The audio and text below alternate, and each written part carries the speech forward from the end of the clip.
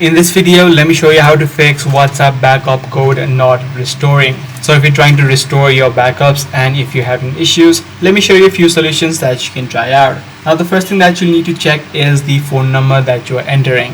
If the phone number that you're entering is not correct, this may be the exact issue that you're facing.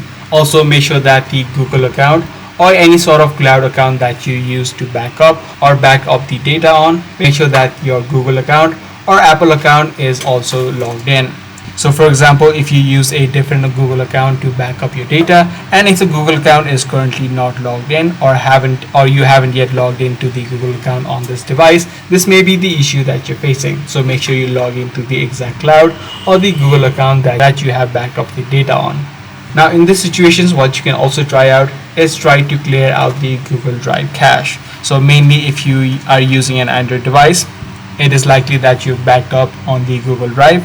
So what you can do is just tap and hold the app of Google Drive, head over to this eye icon.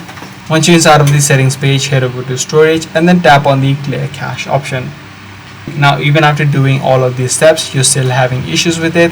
This is likely due to the server side issue of WhatsApp. So in this situation, what you can do is simply wait out a few hours before you try to restore the backup again.